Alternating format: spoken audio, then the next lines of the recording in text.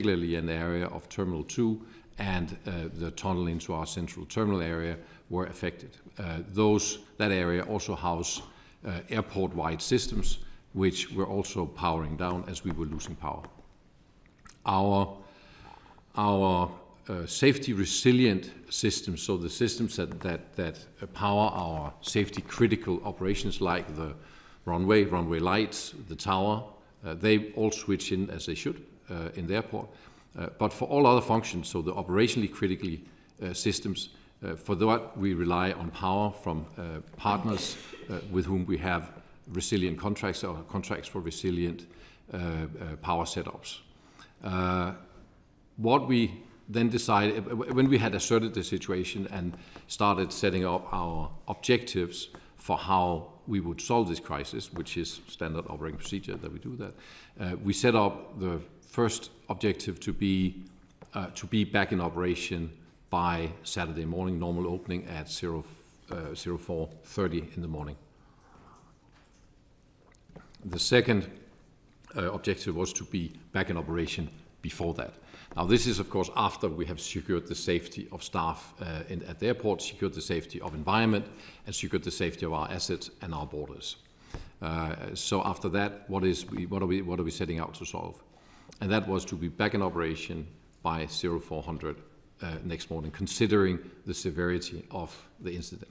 And considering, I think it's very important, the uncertainty that we were in for a very long time. We did not know exactly what was happening. At 6 o'clock in the morning, the fire was still blazing. The fire services had not started extinguishing the fire, I believe, but I hope we can get more information on that. So we simply didn't know when we would get that third inlet up and running again. There was no information on that. What we did know was that in order to power the airport on 2 substations which we had left, we would have to restructure the, so to speak, the wiring, i.e. how we route the electricity, the power inside the airport. And that takes a number of hours, and it takes that you shut down the systems, you rewire the power network, and you then open up systems. That sounds like a simple process. That is a very complicated process that you need to execute in a certain sequence in order not to damage the systems and create more damage than you already had at the outset. That procedure we set out to do because, as we could see, if we were to fulfill our objective of opening fully 0400 the next 0430 the next day, we could not depend on the third inlet that we had. So that's why we took the decision we took. We went about doing that. That takes about 10 hours to do. As I said, it's a very complicated process, and you must get it right. We can come back to some of the details of that, but eventually that was a successful process, and we managed to open fully 0400 the next day. We also managed, in coordination, particularly with British Airways, to open Terminal 5 that was less affected by the outage earlier than that. That opened 4 o'clock on 4 o'clock on Friday already, and we had a limited number of flights arriving and departing at that time. I think, maybe to address that point, why did we close the airport? When we cannot safely operate the airport, and when we cannot guarantee and have full visibility and transparency on the fact that we can operate the airport safely, then we cannot operate the airport. I think the only thing we could have done worse than that would have been to let passengers travel from an unsafe airport. That is not an option, and we cannot compromise on that. That's quite clear in our license with the Central Civil Aviation Authority.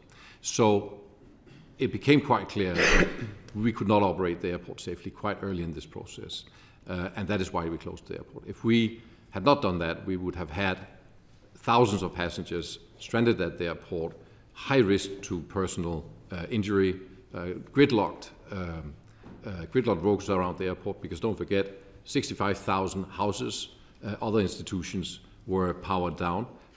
Traffic lights didn't work, just to give you an example. Many things didn't work. Parts of the civil infrastructure didn't work. So the risk of having literally tens of thousands of people stranded at the airport where we would have nowhere to put them, we could not process them, would have been a disastrous scenario which we could not look into, and which, by the way, was also agreed by the airlines on the day. I think maybe I'll leave it there. There are many more details, but I think this is sort of a short summary of how we look at it. Thank you. I'll go to Nigel now. Yes, thank you, Chair. I mean, from our perspective, this actually went back a few days because I'd actually warned Heathrow of concerns that we had with regard to the substations. And my concern was resilience. So the first occasion was to Team Heathrow Director on the 15th of the month of March. And then I also spoke to their Chief Operating Officer and Chief Customer Officer 2 days before regarding this concern. And it was following a couple of incidents of, unfortunately, theft of wire and cable around some of the power supply that on one of those occasions took out the lights on the runway for a period of time. That obviously made me concerned, and as such I'd raised the point that I wanted to understand better the overall resilience of the airport. Clearly Heathrow is a very significant hub operation. It has over 80 airlines operating through the airport. It is the hub for the UK and it's the major hub for Europe, we contest. And as such, we need to make sure that it is resilient. I mean, it is the most expensive airport in the world with regard to passenger charges. So from our perspective, that means we should actually have the best service, we should have the best infrastructure. Regarding the day of operation, clearly from our members, we had to divert or send back to base 120 aircraft with passengers on board. That is not a light decision to be made in any context. And the consequence of that was when I joined the 5:30 call with NATS, they'd run out of space within the UK for aircraft to divert in the UK. Aircraft were then going to Europe, and then some were even halfway across Europe and we're going back to base in India. So, you know, quite a level of disruption for those passengers, let alone all of the cancellations. There were 1,300 cancellations on the day, nearly 300,000 passengers disrupted by this. Consequence of that was airlines having to fulfill a duty of care.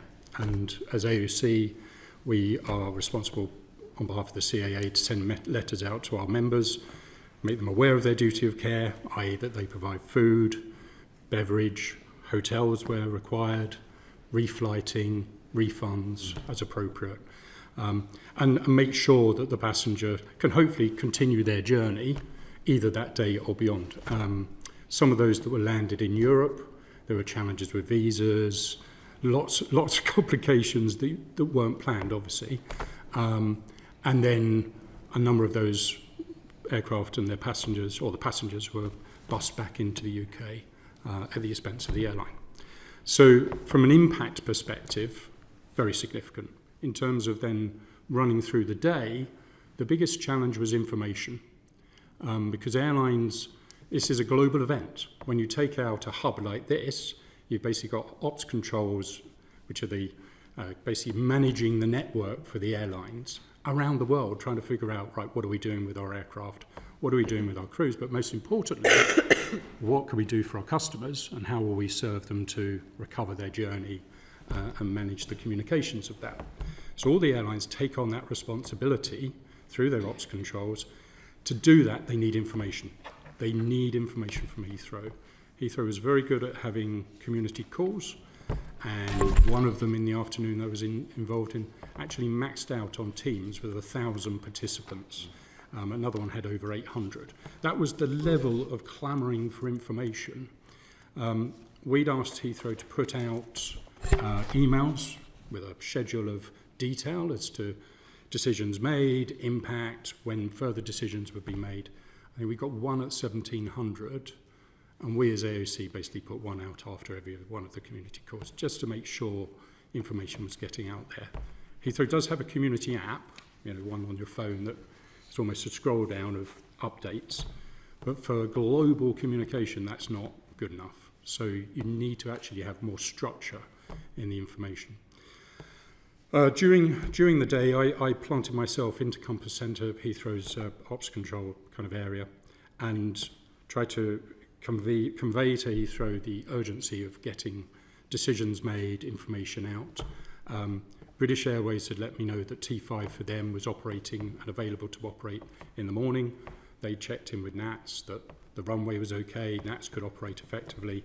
So they really did want to be able to, one, receive repatriation flights. So some of those flights that were stuck in Europe with visa problems and various other things, how to get those back in. Now those did come back, some of those came back in late in the day, but T5 could have been ready to receive those late morning, is our conjecture.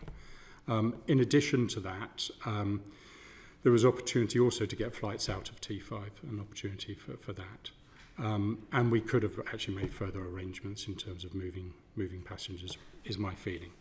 I think overall, all the teams on the day put best efforts in to actually achieve a good outcome. And on the day after the Saturday, we pretty much recovered all of those passengers. Heathrow ran 89% of its schedule. We had 50 extra flights coming in. Airlines were upgauging the aircraft, increasing the size of the aircraft, just to minimise the impact on the passengers.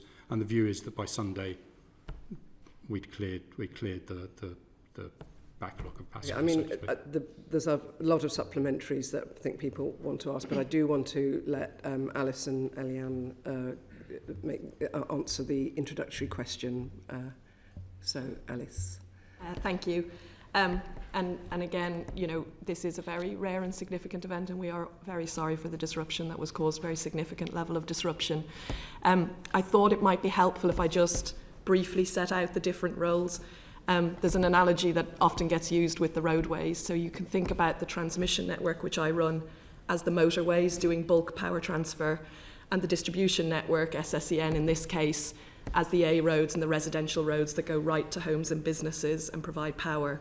And then, of course, within homes and businesses, you have their own wiring, switches, equipment, and obviously that's much more complex and significant for a complex like Heathrow, and that gets called a private network. So we're talking about three different networks here, and that's the relationship between them. So in terms of the events of Thursday night and Friday, as has been mentioned, fire broke out at North Hyde substation on one of the transformers. That was immediately visible within our control room. The standby transformer on that site did switch in exactly as expected immediately afterwards, but the sudden and extreme heat of the fire meant then that all three transformers on site tripped out of service. The fire brigade was mobilised, our incident response was mobilised immediately, and the standby engineer was sent to site. So on the night then in question, the first incident response meeting happened shortly after midnight. That was run by my Director of Network Operations. Following the sit rep that they did, where they established the situation and the severity of it, had feedback from the standby engineer and the fire services. They alerted me of the situation. So I became involved at that stage. I did the second incident response meeting early hours of the morning, and then travelled immediately to site. Throughout the night, we were engaged with the fire services, working very, very closely with SSEN and with the London Resilience Forum, which was bringing all parties together to coordinate.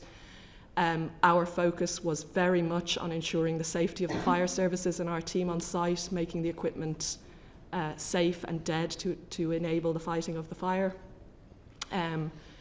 I arrived on site early morning. It was very stark to see the situation on site, the extreme nature of it, and how professionally and diligently the teams were working to ensure safety and to fight that fire. And the absolute focus was on restoring customers in the wider community, which I know Eliane will talk about how that was achieved, and on returning supplies to North Hyde substation itself. We had confirmed the rest of the network was secure and operating as expected. In cooperation with SSEN, we returned one route to North Hyde about 10 a.m. And then worked through the day to secure a second route to North Hyde that evening. So very, very focused response on safety and the speed of returning. And of course, throughout that, there was a lot of working with the local community for whom there was a huge amount of disruption as well. So, you know, again, just to say this is a very rare event. It is a very serious event, and we really welcome the investigation and the opportunities for us to learn across what is a multi-party event with many interfaces and many considerations from resilience. Okay. Thank you. Eliane. Thank you very much. First, I'd like to thank the committee for the invite to present and to give evidence and explain the step we took as a local distribution network operator to restore supply to all our 67,000 customers, including the North Heathrow intake, as what was a very unusual incident. As Alice mentioned, the National Grid substation at North Hyde has 3 supergrid transformers. On the night, 2 of these supergrid transformers were operational. Because of the incident and the fire, by 23:51, we had lost access of supply from the 3 supergrid transformers. I was called at 23:57, and at that point we initiated our recovery program, which is very well rehearsed. It's very similar to what we do in storm or exceptional event. So the first steps we took are first to assess potential options in terms of what we can do to restore supply. And the way we do it is we restore supply by switching our customer on the network, which means we reroute our network both through remote switching from our control room, and for the lower voltage, then we dispatch workforce on the ground to switch manually. So that's what we did. We also sent a team to National Grid, and we had a member of staff, an experienced member of staff on site within 30 minutes of the incident being declared, which is very useful in order to really give us an understanding of the size of the incident and developed optioneering. So at that point, within the next few hours, as I say, we worked very hard to restore our customer. Within the first hour, we had restored about 62%, 64%, 83% within 2 hours, 91% within 3 hours. And by 4 a.m., we had restored 62,000 customers. The remaining 4,900 customers, as well as the North Heathrow intake, was requiring for us to gain access to the site in order to switch what we call the 66 kV interconnector, who links North Hyde grid supply point to another supply point. So we work with the fire brigade. The fire was very fierce. We gained access to the side of the 6 kV compound at 6 a.m., and we were able at that point to assess that our interconnector were not damaged, and that there was no carbon from the smoke on the asset, which means that once it was safe to energize, we could do it. We worked with the fire brigade, who was very accommodating. As Alice said, it was about making sure it was safe on site for the fire brigade, that it was safe to energize.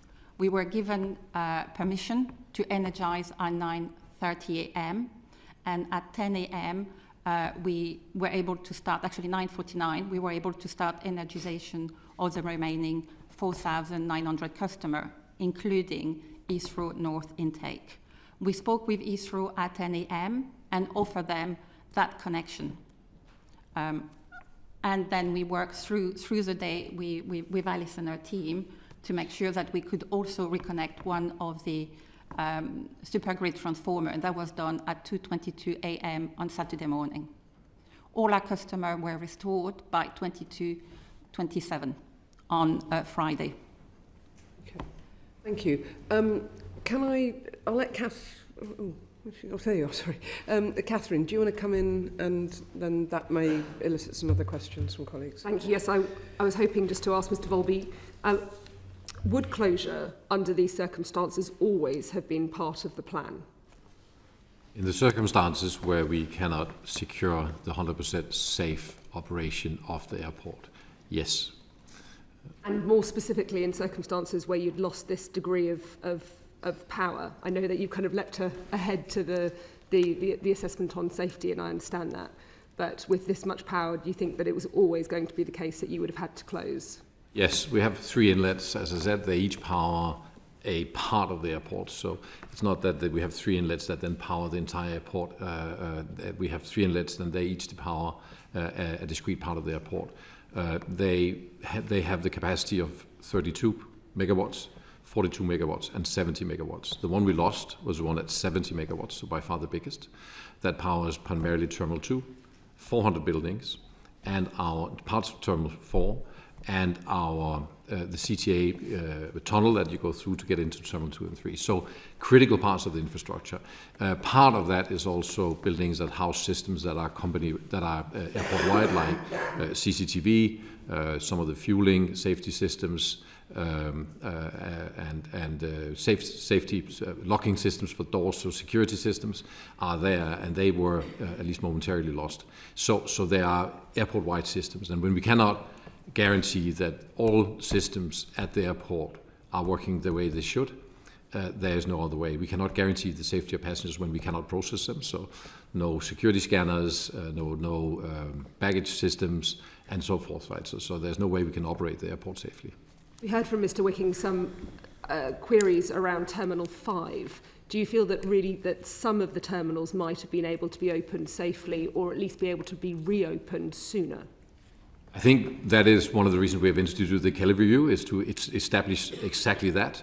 It's worth knowing that the fact that the lights were on at Terminal 5, which is entirely correct, doesn't mean the terminal was operational. We didn't have all CCTV, we didn't have fire surveillance. The fire systems would work, so if you pull the fire alarm, the water would come down, but the fire surveillance systems of the airport was down, so we didn't know whether the systems were up and safe. All that had to be secured before we started operation. We had very close cooperation. I spoke several times with Sean Doyle, who's the CEO of BA, on that. We also had some of the fueling safety shutoffs that were not working. We had to ensure they were working. This all happened around 10 o'clock in the morning. Yeah. So all of that had to be ensured. I cannot guarantee you whether T5 could have opened an hour earlier. We did all we could to get it open as soon as we could, because we fully understand the airline's concerns around getting repatriated flights, repatriate passengers, and also get flights in there. Initially, we were of the opinion we could not get passenger flights out, but Sean Doyle and myself were instrumental in actually getting some critical BA flights with passengers out on the same evening. I understand that hindsight is a wonderful thing, but with the knowledge that you have now, in the hindsight that you now have, are there things you would have done differently? Again, I will not preempt the Kelly Review, and it's not that I don't want to answer your question. I just think this is really, our industry is a very fact-based industry. We should not speculate on things. When I look at how the command and control system of the airport worked, that worked exactly the way it's set up. So the right people were in the right place to take the right decisions at the right time. I am convinced that with the uncertainty that we were facing for the long period of time that was also described here, the fire was still blazing 6 o'clock in the morning, we could not take any other decision. And I am satisfied that the decision we took to power up based on our 2 substations was the right decision. And that then implies that we would have to shut down the airport in order to power down, rewire, and power up the systems. Okay. And that requires closing the airport. So the answer to your question is yes. Given that the control tower and the runway lights and some terminal functionality was still operational, was it impossible to allow those planes that were already en route to be able to land, even if the passengers may have had to go to different terminals? And this is, of course, a good question. Now, we would be able to land aircraft, but we would then be leaving aircraft on the runways with passengers in them, not being able to process them because we didn't have the safety. That is not an acceptable situation. You didn't have the safety in any of the terminals? No.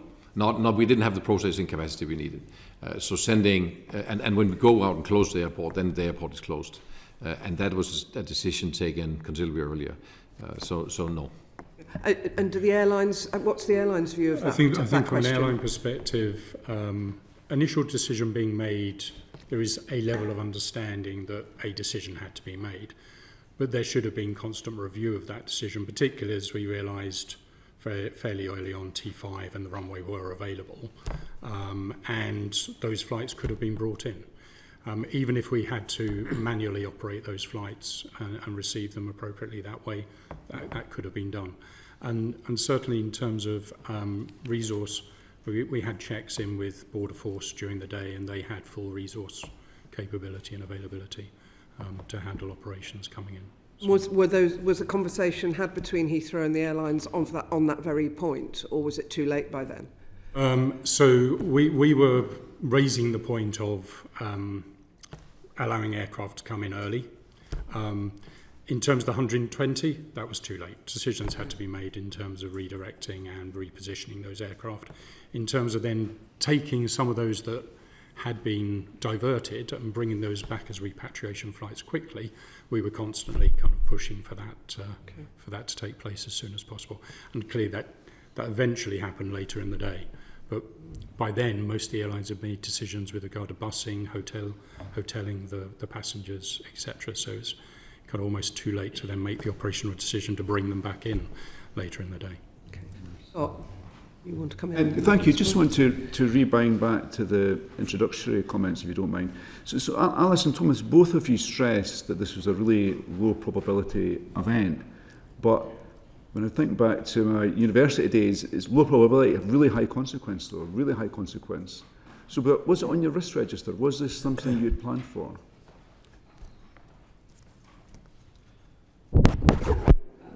From a national grid perspective, we have full fire risk registers. We understand the risk of transformer fire, which is very, very low. High consequence in this situation. High consequence. And I think one of the reasons we talk about this being such an unusual and rare event is this is the first time a fire on a transformer that we're aware of has had knock-on consequences on the entire substation. In terms of... is that because of the design of that substation, or you don't know that yet? That is certainly questions that need to be understood through the investigation. For you, Thomas, was this on your risk register? Yes, we have risk registers that include both total loss of power to the airport and partial loss of power to the airport. As I said, yeah, it seems such a difficult situation for you to deal with, although it was on your risk register. It is a difficult situation to deal with. It is, as what's described here, a very unlikely decision, unlikely event. High consequence. Very high consequence. And that's also why we had a plan for what to do when it happened, and that is exactly what we did, which was switch over to the two we had left. That takes hours, and that closes the airport. But there is a long discussion, and I'm sure that will also come out with Kelly, and I think particularly the NISO survey, I'm looking forward to that, is we acquire, purchase and pay for a resilient setup from our suppliers.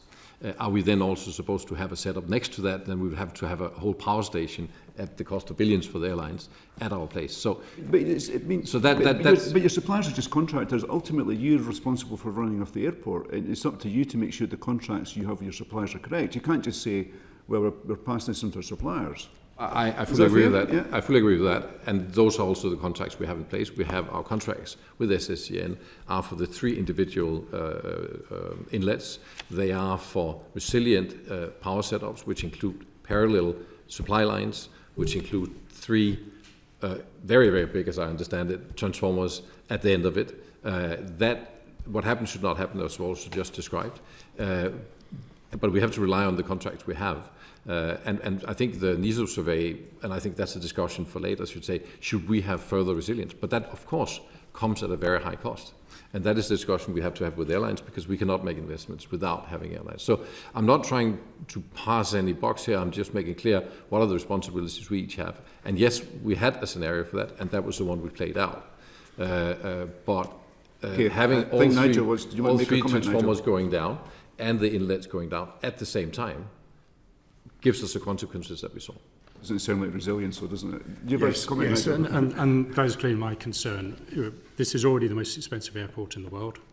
From an airline perspective, we expect resilience. We expect there to be the capability there and the understanding of when a power supply or an asset is not available, what will you do next and how quickly will you bring it back? Thomas shared with me yesterday that they'd done a 2018 review of resilience and capability, and I said, well, was that shared with the airline community for us to understand the level of resilience you have? And he said, no, that's not for sharing. on the phone. And I said, well, I think it is for sharing now because, frankly, we pay enough. And I saw the remarks in the FT. We already pay enough for Heathrow. I don't feel that we should be paying more for further resilience. The resilience should have been there in the first place, frankly. I think we're going to come back to resilience shortly, but Bill, do you want to? Well, looking at the power supply at Heathrow. Yeah, I will do. I mean, as Scott Arthur's just mentioned, the risk register, a related point. I mean, I just checked something you said there, Thomas Vold. Did you say that all 3 substations were down at the same time then? No.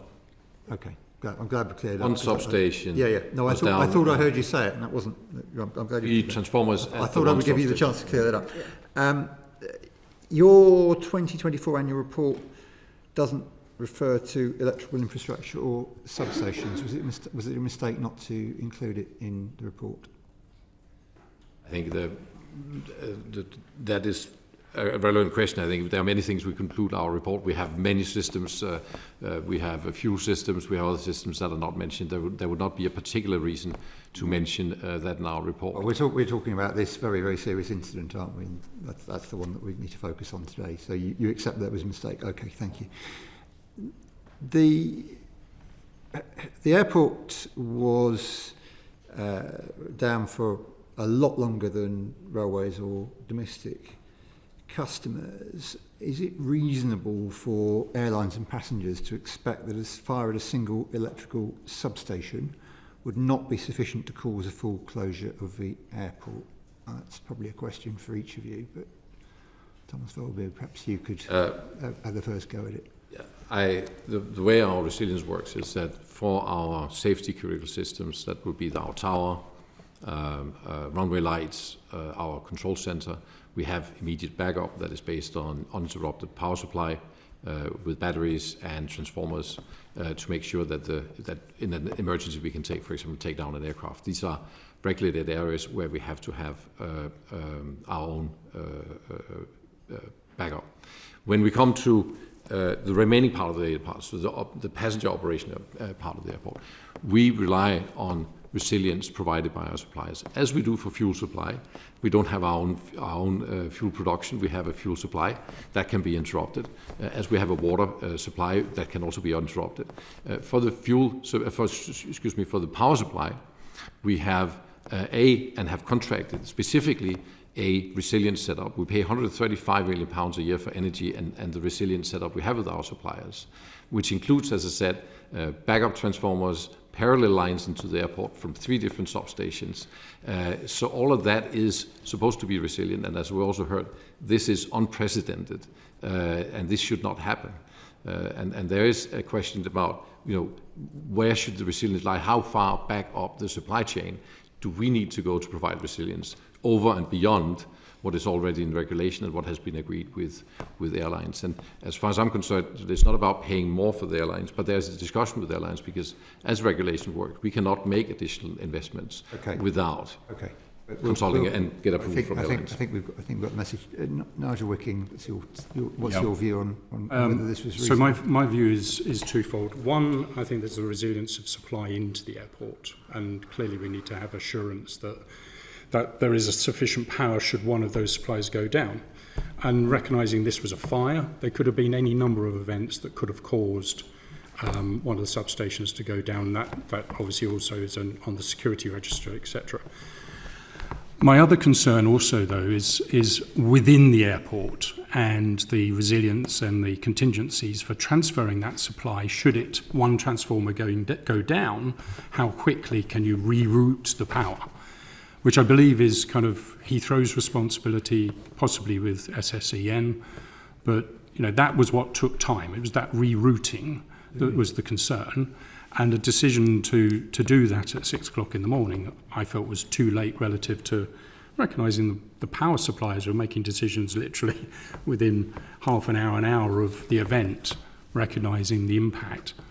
Why were we not doing that? Thank you. Eliane, Algaard, should it have been possible for the system to have been back up and running to give Heathrow full power much more quickly? So, as has been mentioned by Thomas, there was 2 additional intake fully available throughout the incident, and these 2 connections have the ability to supply power to Heathrow Airport historical peak loads. And actually, at the moment, Heathrow, who is currently operating for the last 10 days, is operating from these 2 intake. At the moment, they have elected not to pull energy from Northside. Okay, so Alice Delahunty, why do you think Heathrow wasn't able to be up and running more quickly? You've already said in writing and in the media that the 2 other substations were available after the fire, and that Heathrow had access to power throughout the incident. Why didn't it take advantage of the availability of the power? Yeah, I mean, I think as has been explained, network resilience does rely on the ability to re-switch and reconfigure to take supplies from different places. So when we talk about 3 parallel inlets being there and 2 were available, I think it is a question for Heathrow as to how they access the remaining 2 inlets that were available throughout. Thomas Woldbye, your answer to those 2 questions from SSEN and from National Grid. Well, as it is for SSN, we need to rewire, as exactly as was said. We need to do that inside the airport as well. That is a much more complicated process because we have to power down maybe 1,000 systems before we do that switch. And then we have to switch it back on and power up 1,000 systems. We have looked at that because we have not received resilient power on the 3rd power substation yet. We got a letter yesterday from SSEN that would now be the case. That power is resilient. There's power, but first of all, there's nowhere near to the 70 megawatts we have contracted, and it's not resilient, i.e. there's still switching work going on, which we might see ourselves in a similar situation if we had used that substation up to now. Now, that has now been confirmed, so of course we'll now look at that. But even in a planned scenario, it'll take hours to make that switch over. So we did take advantage of the 2 remaining substations as fast as we possibly could. But we needed, of course, a little bit of certainty on where is the situation going, can we get power back faster or not. When it was clear that we could not get that assurance, we took that decision as early as we could. Airlines have been kept informed all along on our deliberations, why we took those decisions, and what our objectives were in terms of getting operation back as fast as possible. So that is what we did. Yeah, and how long would it take to switch back to North Hyde if the 2 other sources you're relying on at the moment were to fail for some reason? That's the situation we're in today. That's what we're working on. We're working on securing that the 2 remaining substations are secure and that we are working with our partners here to increase capacity and make sure that they are resilient. Switching back would put us in basically similar situation. The infrastructure of the airport has not changed. The airport is built over many, many years. Don't forget, it's built over 70 years. Terminals have been added, power have been added, and that is why we have the structure we have. That is not unlike many European airports. There's not much difference. If we were to switch back, that will take a number of hours. And that is what we are planning for doing further down the road, which will be happening overnight. Yeah, you have a private network operated by UK private networks. Is that part of the problem here? It was not part of the problem on the night in the sense that it worked and it played out based on the plan that we have. Is it part of the problem in how long it took to re-establish? I think that we absolutely need the Kelly report and the Nigel report to say, can we do these things faster? Are there areas of resilience that we can build in, learning from this experience that we can build in that either will shorten that time or limit the impact of a major failure like the one we saw? Yeah, Eliane, Algaard, what's your view on the arrangements? My understanding is you don't have visibility of what goes on Heathrow as a private network. Yeah. We have no visibility of the configuration of the network within the Heathrow parameter. What I can say is that we offered at 10 a.m. on Friday access, we were able to re-energize and offer the capacity that Heathrow has pulled at that location for the last 3 years. There's maximum peak of 22 MVA. And we reconfirmed yesterday, to be clear, that if Heathrow wanted to pull 72 MVA at that connection point, they could. Yeah, I think that there's no change here. Exactly as said, it was confirmed yesterday that we can get the capacity that we need to run a resilient operation. That was confirmed yesterday and not before that.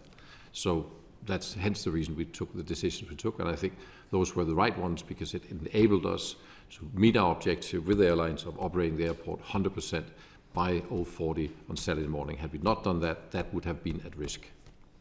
Okay, the Energy Security and Net Zero Select Committee's heard significant evidence that businesses use private networks because you can connect more easily, it's quicker to operate, and it's significantly cheaper. Is that really why you have a private network? I am not an engineer. We are not here to save money. We're here to run a resilient operation. I'd like to come back to the committee on that question. It's beyond my technical knowledge. Sure. And Alice Delahunty, we're hearing that concern and this reason for private networks being used by significant energy users. Is it a concern for you?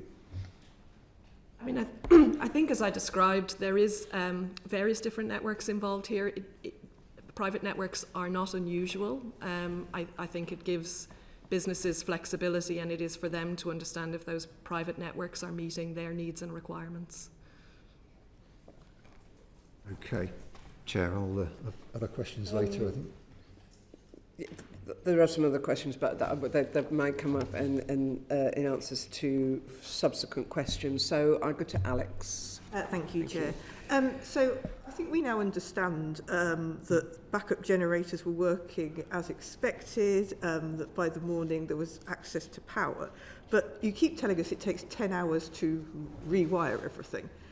Does that sound resilient, the 10-hour period? I think under a event like this one, which is as unlikely as has been described, that is the resilience that is in place. That is the playbook that is in place. I think the Nigel report and the Council will review that and say, should we have more resilience?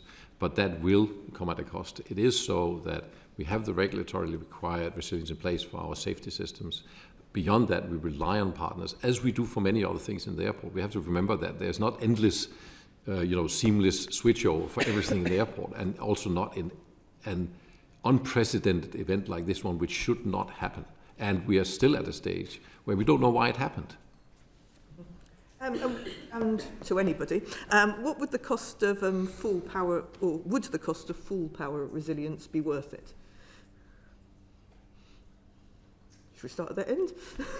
So I can't comment on, because it's a private network and I don't have visibility of Heathrow configuration, I can't comment on what would be necessary to be able to do that. What I know is that Network Rail, who had the connection in feed to North Side, was able to transfer automatically their power from North Side to Didcot, 400 kV, and we also have data centers who were able to automatically engage their battery power supply in order to retain power throughout the fault.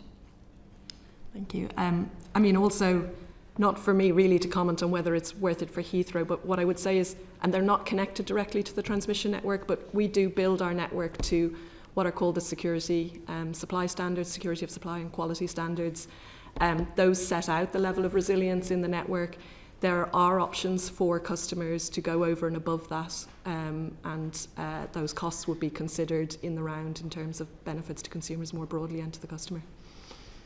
If we were to refit sort of a ring round Heathrow that would give you that full resilience, the best estimates of our engineers is that it would exceed £1 billion to refit today. I think from my members' perspective, clearly the resilience should have been there in the first place. And I'm not hearing that there was a lack of power to come into Heathrow. I was hearing that it took time to move that power to where it needed to be within Heathrow, and 10 hours for me were too long. And actually the time it took to make the decision to go into the 10-hour process seemed too long. And if I'd understood that ahead of time, if the airlines had understood that ahead of time as as a risk of this kind of situation. And yeah, the fire was unusual, but I do think the risk was there. Then we might have really challenged Heathrow to find other ways of ensuring that they could return to operation quicker. Can I just come in on this point, Alex? You say it would cost $1 billion to build up adequate resilience, but you're spending billions on new terminal, on remodelling the terminals and including Terminal 5, which isn't that old. What has the Heathrow board at any time in the last, 10 to 15 years been presented with a proposal to increase the power resilience at the airport and declined to do so? I do not believe so, but I'd like to confirm that to the committee. I don't believe so, no. The airport is built like many other airports in the way it is over many, many years. More resilience have been built into the system over time. The connection to Terminal 5, for example, have four separate cables going in. So the thought has been on that.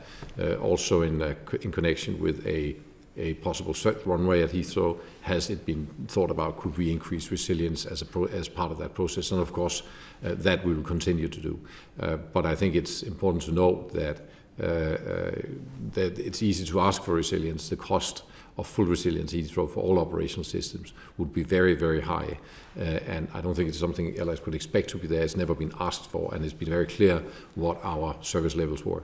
Okay. Is that on this point? Because then I want to go back to Alex. Yeah, back to Alex. I'll come in later. Okay, Alex, do you want to ask your further question? I want to go back to the fact that inbound flights were not being allowed to land. So we're being told that the safety critical systems worked. Can you just explain what the safety critical systems are? Because you're also saying that it wasn't safe, in effect, to get passengers to come in because it wasn't possible to process them. So what is a safety critical system and what is just something that you deem unsafe? There are two levels of safety here, if I may start there. There's the level of the aerodrome safety level, so that is, can aircraft operate safely at our aerodrome, and there is the concerns around passenger safety and health and safety concerns that we have to take care of both of them and consider both when we would do. Essential safety systems are things like airfield lighting, the control tower, telephone exchange, the fire station, our control center, fire pressurized main systems, other fire systems, general fuel farm, and so on. These are the essential systems that means that we can actually take down an aircraft and land it. Okay, so you've landed it. Then so we have all. Now, then we have safety problem. Then we have the passengers all the operational systems that are required to handle, and that would be border force, for example. That would be baggage systems. That would be maybe more importantly in this case, air bridges to actually get people out of aircraft.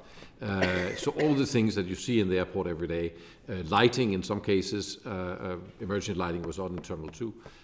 So there are many critical systems. Then comes CCTV, fire surveillance, which I mentioned those because they were specifically not working for a period of time. Also access systems. So the locking of doors, we need to make sure the airport is secure and the border is secure, that people cannot pass. All of those were affected also in Terminal 5. And we needed to ensure that they were in place and up and running before we opened the terminal. As I said, I think it's definitely a question for the Kelly review to ensure that this question is answered in the light of hindsight, because don't forget, our objective number one was for the entire airport to be operational at 0400 the next morning, and the second objective was to make sure that we opened as fast as possible beyond that. And those were both the two objectives, and all focus was on that together with airlines. Nigel seemed to suggest earlier that some of these things could have been done manually. Would you like to respond to that point? Manually, I don't understand that. Oh, you can say that we should have done things. Or steps instead of bridges. I mean, move people around the airport border force. I think this is one of the reasons we set up the Kelly review, to make sure that we can insert that on the day. It was clearly our evaluation that we did that as fast as we could, with due regard to the safety of our passengers. Could that have done a little bit faster? we will have to look at that. But we are talking, minutes, as in maybe an hour or two. We're not talking longer than that, because I know that systems were out of function. We had a meeting at 10 o'clock where fuel lines were still a question, and we cannot operate without automatic fire splits off on our fuel lines. Nigel, I think you wanted to come. Yeah, in terms of T5, my understanding, both from British Airways but also from being there all day, was that pretty much everything was fine to operate by mid-morning, by 10 o'clock. In terms of the fuel point that's been raised, actually the fueling company actually said that was fine. They could still be operated, even though there wasn't an electronic automatic cut-off. They could do it from the fuel backup process that they had. So that wasn't seen as an issue at all. So I don't think there was any reason for T5 not to be used earlier, i.e. from within the morning period, to receive aircraft and redirections. Just a quick question. I think for Nigel, we've heard a lot about hindsight and speed of which decisions were taken, and the question why decisions weren't taken quicker. But if passenger safety and employee safety was compromised, could we be sat here saying why were decisions taken too quickly? No, that would possibly be the case if I hadn't been there and actually talking to people on the ground from the control centre in T5 and understanding what the situation in T5 was. And the reality was that T5 felt that they were absolutely ready to go and receive it. You think passenger safety... That wouldn't have been an issue with regard to T5 from my perspective. And when you say passenger safety, what exactly do you mean? In our case, that is the process of safely getting passengers out of aircraft, getting them through customs. As when we talk arrivals. I accept that it's potentially more risky to have steps than a bridge. Exactly, but, for example. We use steps all the time to get on. We also not had CCTV, and we didn't have fire surveillance. And I think this is a question for the Kelly report. Hindsight is very easy.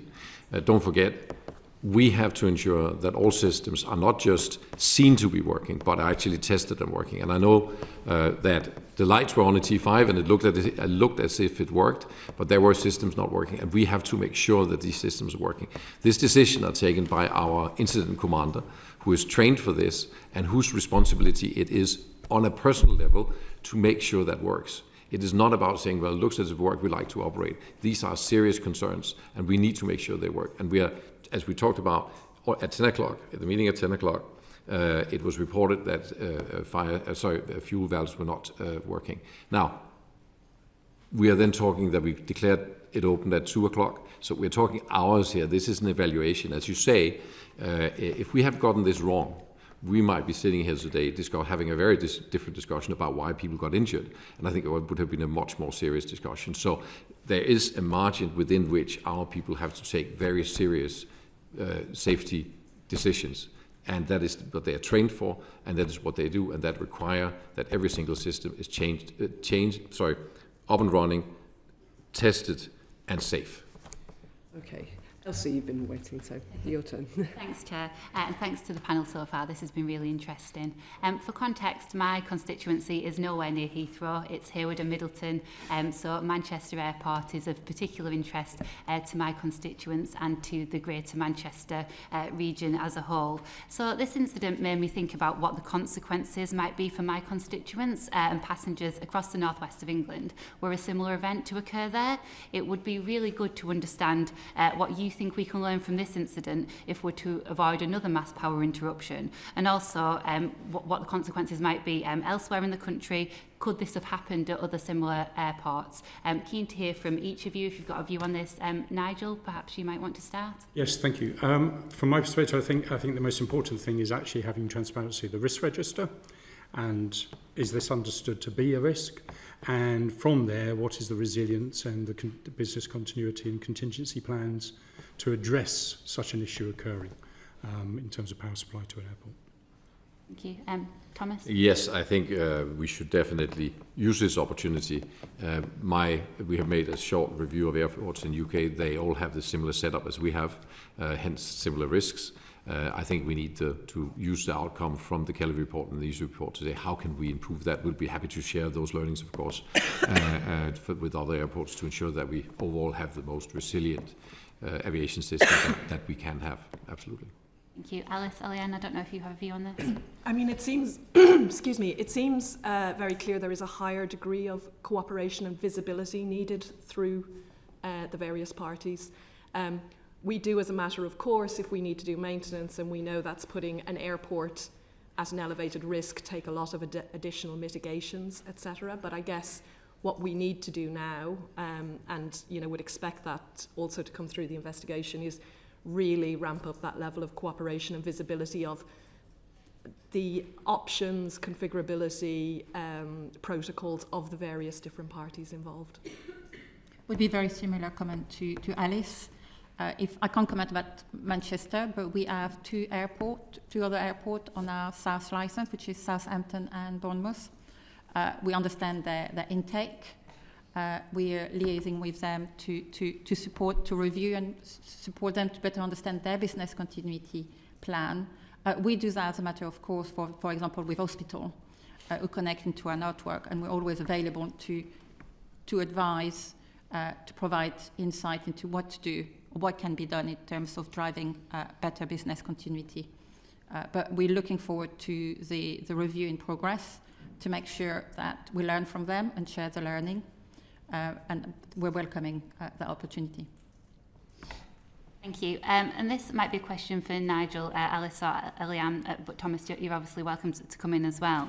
Do you think enough is being done by Heathrow and perhaps other airports as well to learn from other critical infrastructure?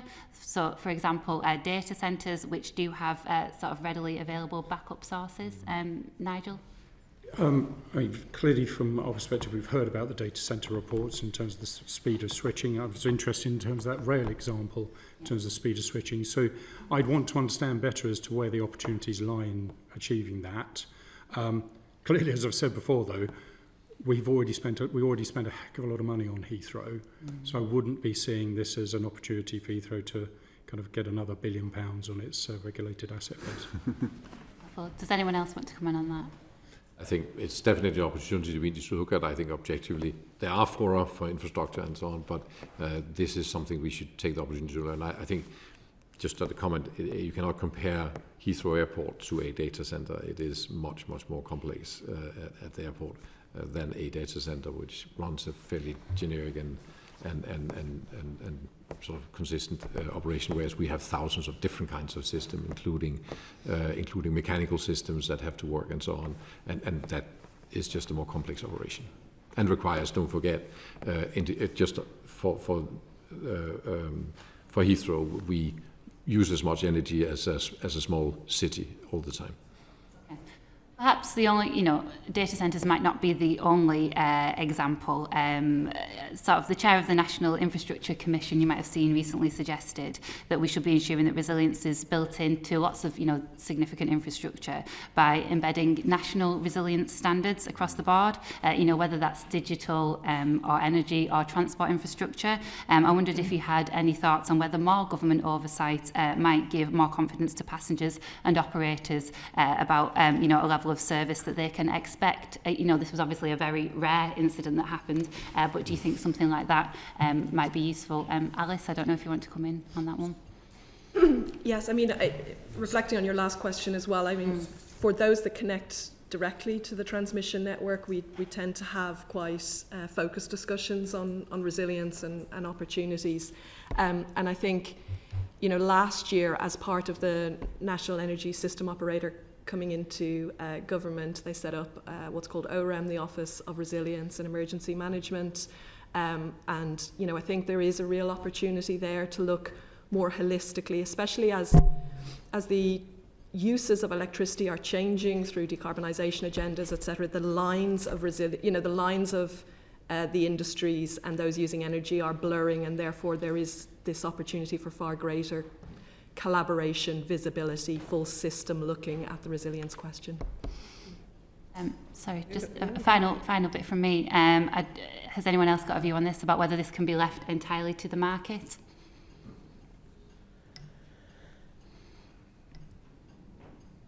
or perhaps not. It's obviously, you know, it's a Difficult. private company. I think that I know what was said there, and I would agree that it's definitely worth looking at. Absolutely. Just, I mean, from my perspective, I do see that there is a need for clarity in terms of standards and national standards there, but I wouldn't want it to be seen as an opportunity for operators to suddenly put a lot more money into it and charge it through to users. Okay. As part of that process. For me, it's part of this should have been part of the hygiene factors of running an airport. Many of us are realising we don't know enough about electrical engineering. Alice or Eliane, Thomas just said you can't compare Heathrow's electricity uses and needs to that of a data centre. Is he correct? This is correct. It will be, as I say, they operate.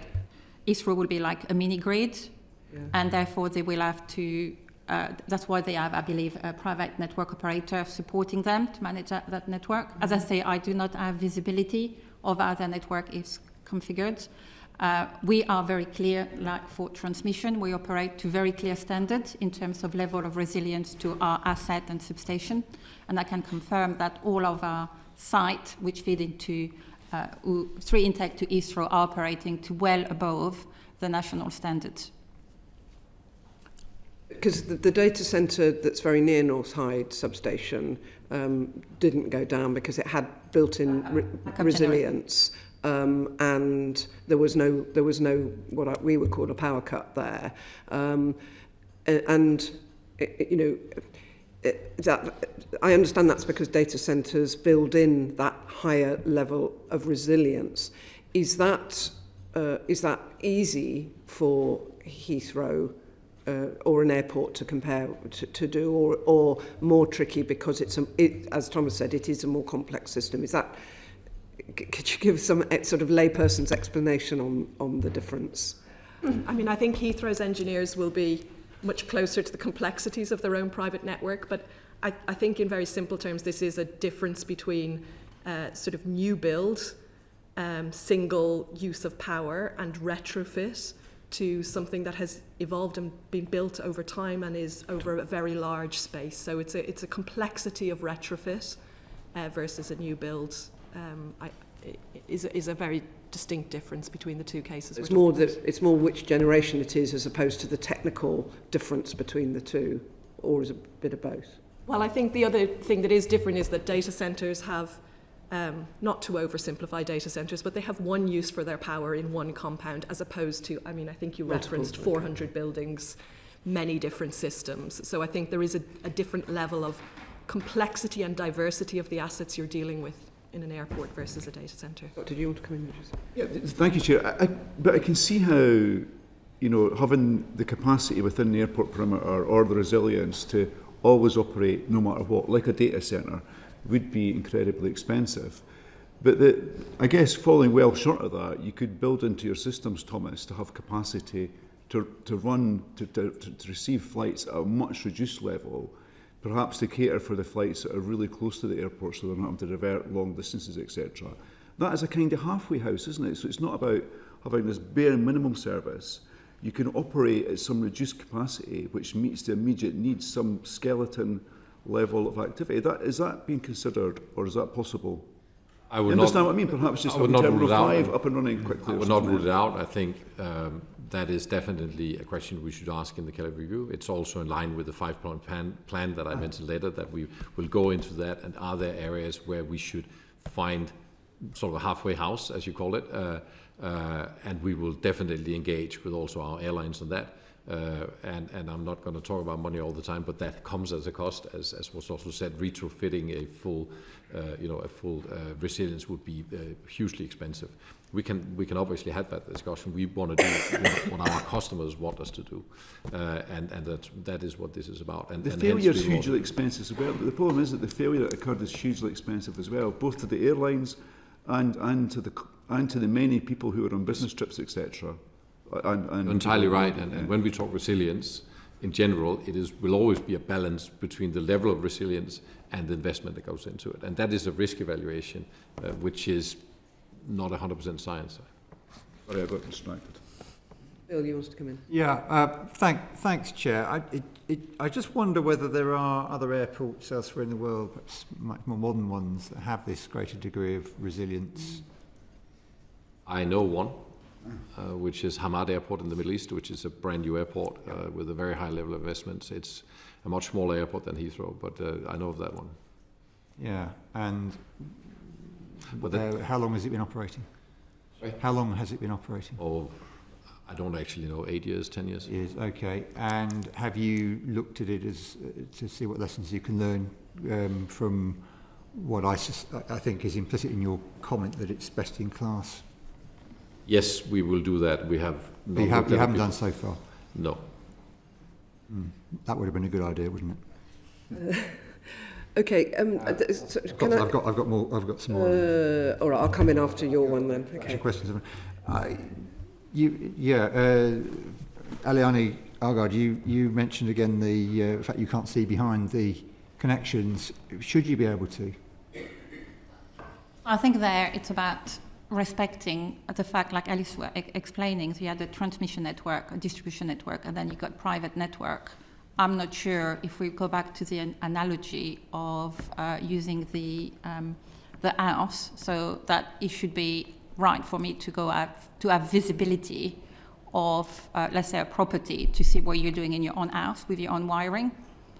I think that's even from a strategically important piece of infrastructure. I think there it's potentially. I'm sorry, but the analogy doesn't stand up. I think there it's about respecting role and responsibilities. I think the review, both the NISO review taking place and the Kelly review, might find that actually we should have greater visibility for asset of national infrastructure, but at the moment it could be seen as, you know, a company interfering into the private matter of another company. So it's about respecting this role and responsibility. But we're more than happy to work with Heathrow and the private network operator to see how we can help, we can work together to improve resilience. And actually, as we speak, through DESNES, another group, we're currently working on looking at that type of question. Yeah, Nigel Wicking, I suspect you took a slightly different view there. Yes, thank you. I mean, from my perspective, it's really important to understand this is a piece of key national infrastructure, and as airlines and consumers, we don't have that expertise to understand whether Heathrow saying it's resilient is resilient. And I would suggest for both power, water, fuel, etc., there possibly does need to be an independent perspective on that, an expert perspective on that resilience and whether it's adequate. And that should be shared with those who are using the airport as to whether it's adequate for them, because clearly a data recovery was not good for us. Thank you. That's helpful. And to this point around that, Elsie Blundell mentioned actually about the role of implicitly the role of the public sector. What should government and industry be doing together to mitigate the risks and effects of power outages that obviously have the potential to cause so much disruption as we've just seen? Yeah, I think there's a big question there as to resilience. So yes, there should be hardening of assets that provide power into national infrastructure such as this, but I think the resilience is the big concern that we would have as a community, of users, and having that assurance through a body that government actually says is the right body to do that assessment is a good thing. And do the rest of the panel have anything to add to Nigel Wicking's comments there? So as an industry, we practice for major events on an annual basis, but it's mainly I guess more like utilities. We had, for example, last year we had OAK project where all different type of agencies and utility company rehearse potential catastrophic situation.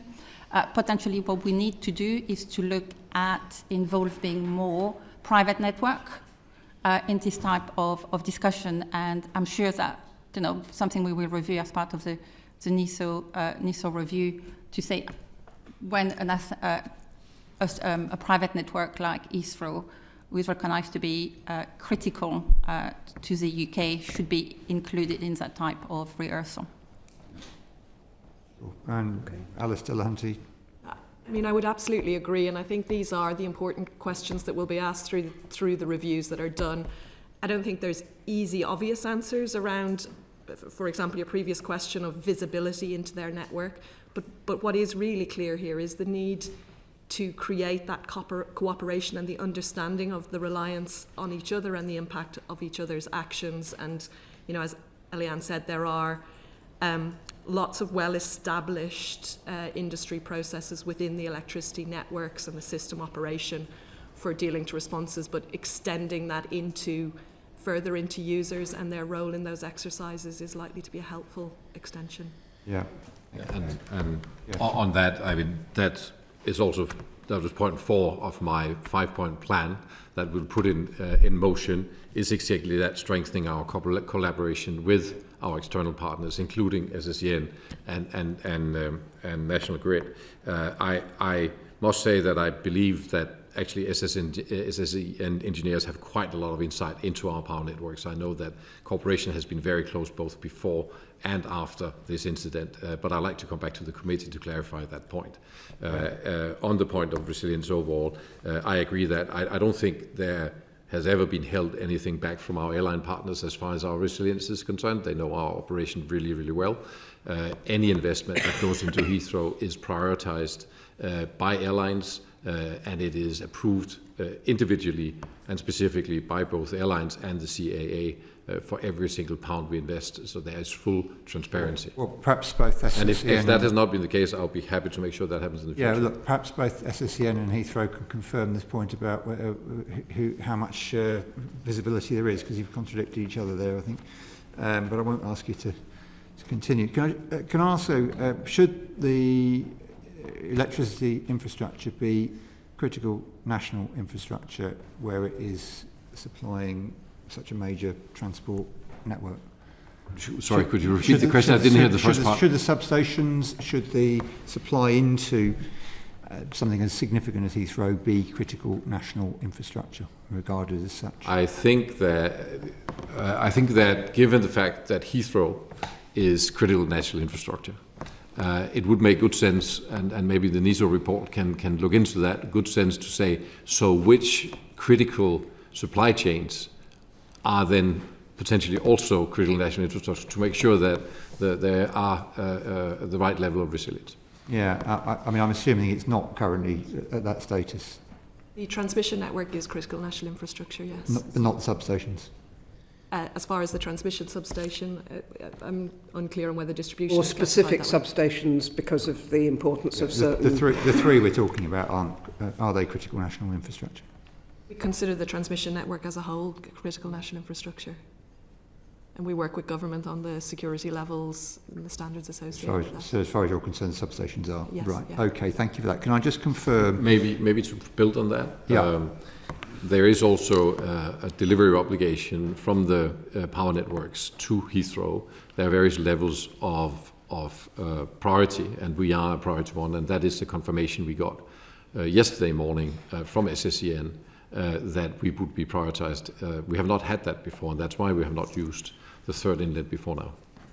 Okay, and my final questions certainly on this section, Chair. Can you confirm that overloading of the network wasn't the cause or even a factor, and that as the grid expands with the government's Clean Power 2030 agenda, this will not be a cause for concern?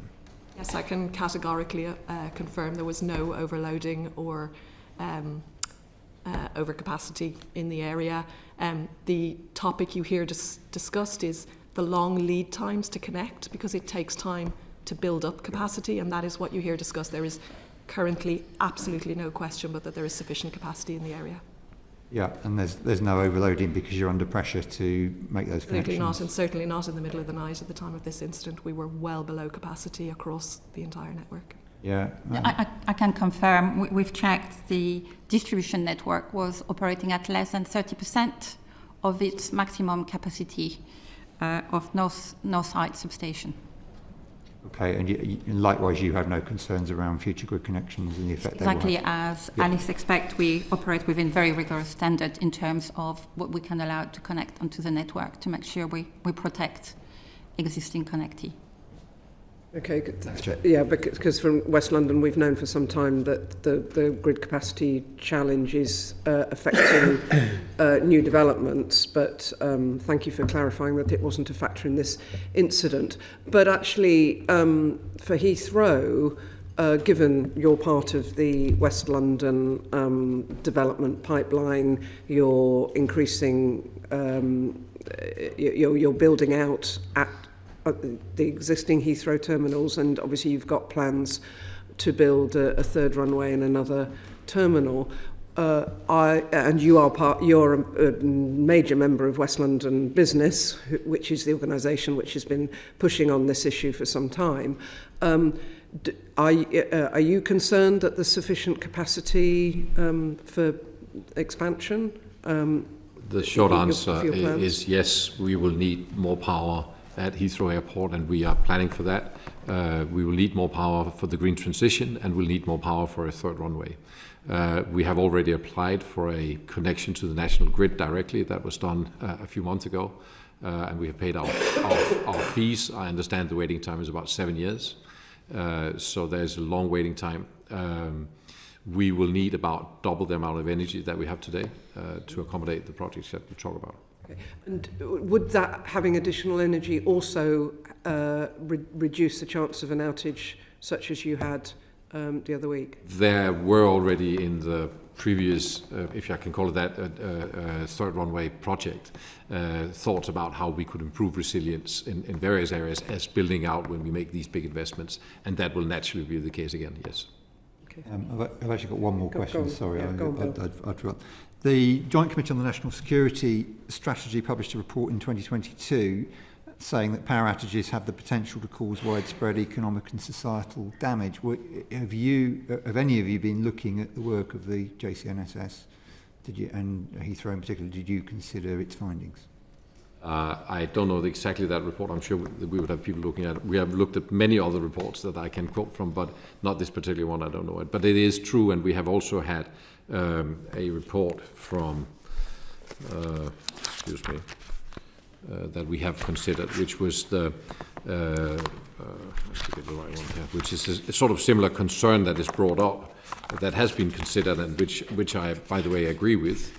There was a report from the National Infrastructure Commission 2023 raising similar concerns, and that report has been looked at, and I fully agree with that. As I said, Heathrow to expand will need double the amount of power that we have today. Yeah, thanks. Yeah, the two reports are consistent. You're correct, Nigel. Wicking, is this something you've been looking at? No, it hasn't. Okay. I'm participating in the security exec group at Heathrow, and that hasn't been shared at that group. Okay. Thank you. Thanks very much, Bill. Steph, you had a specific just to build on that point about, going back to on the night. Yeah, West London expansion and the potential need for significantly more power. I'm interested in who is going to be responsible, who is responsible now for the security at those substations. I think there's some question about exactly which part of the apparatus is critical infrastructure, which isn't, on a site-by-site basis, I guess. But whose job is it to make sure that the sites are not able to be accessed and that this sort of thing preventatively doesn't happen? Oh, sorry, and there's the external access, but also there's been questions raised about the proximity of the two transformers to each other and the lack of a wall between them. I mean, where does the responsibility lie, and what between National Grid and SSE and key stakeholders, do they have any influence over those decisions and those policies? Thank you. So within the substation that gets referred to as North Hyde, there's the high voltage compound and the low voltage compound. National Grid Electricity Transmission operates the high voltage and SSEN operates the low voltage. Yeah. So for the security of the high voltage compound, National Grid is responsible. We work very closely with the relevant government departments and agencies who determine the security level requirements per substation, and we rigorously deploy those. There are different categories. Of course, I'm not going to go into the details of that. That's confidential information.